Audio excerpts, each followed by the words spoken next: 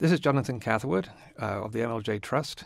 The MLJ Trust is a charity in the United States that preserves the 1600 audio sermons of the late Dr. Martyn Lloyd-Jones.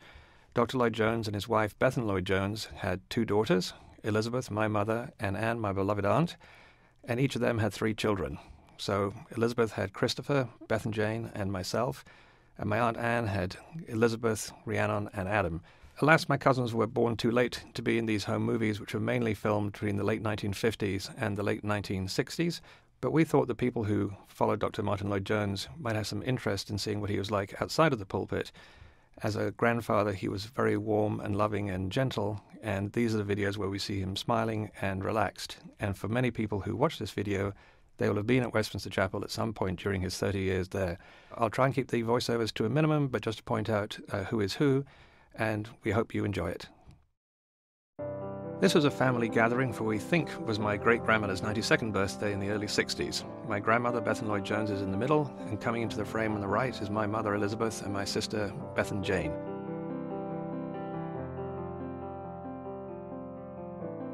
There's our birthday girl. She lived to be 93 years old.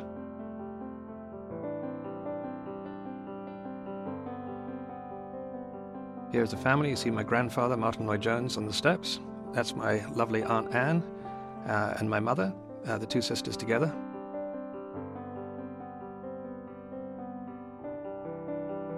Here's a day out. My grandfather was never without a tie, and never without a hat, no matter what the weather is.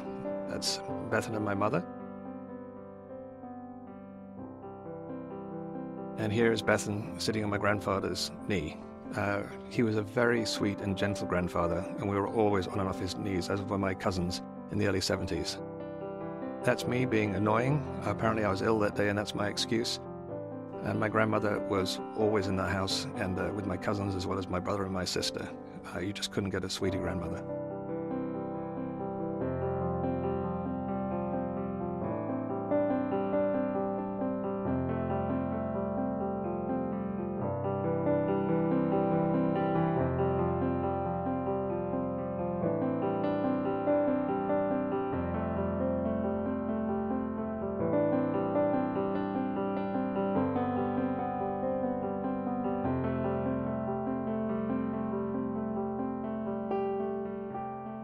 We're a little older now. That was my brother running into the frame. That's my sister. That is me as a little boy, trying to let go of my grandfather's hand to run towards the camera. They took us on a lot of outings when we spent time together in the Easter and over the summer holidays. And that is the smile that I remember.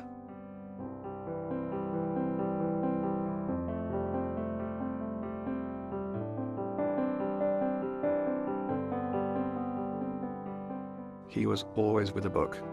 2 to 3 hours every afternoon reading books in the library.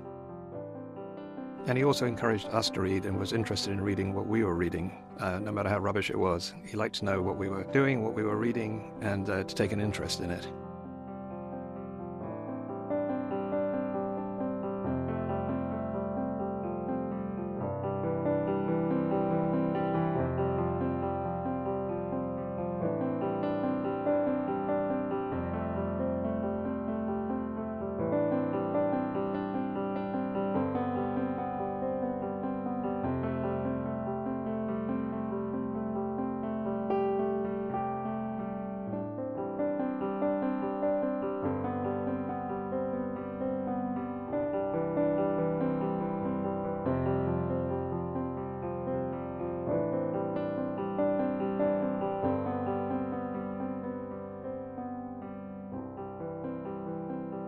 It was very rare to see my grandmother without a hat, not just on church on Sunday.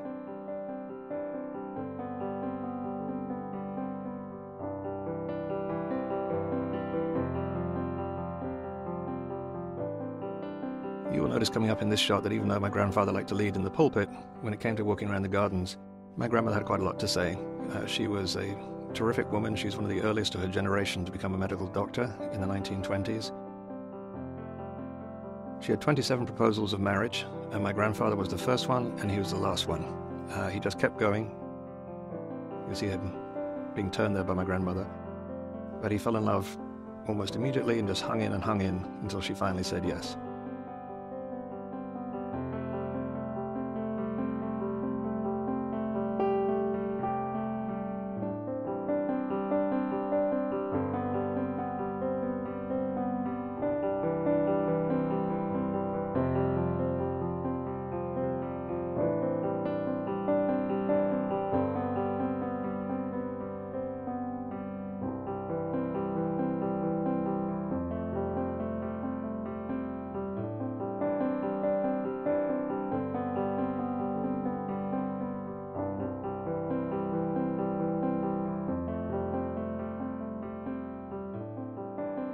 In the background, you can see my grandfather playing mini golf with my brother and my sister and myself. He was a great fan of sports and would take us out in the afternoon, play this game and croquet, where he was easily the best in the family.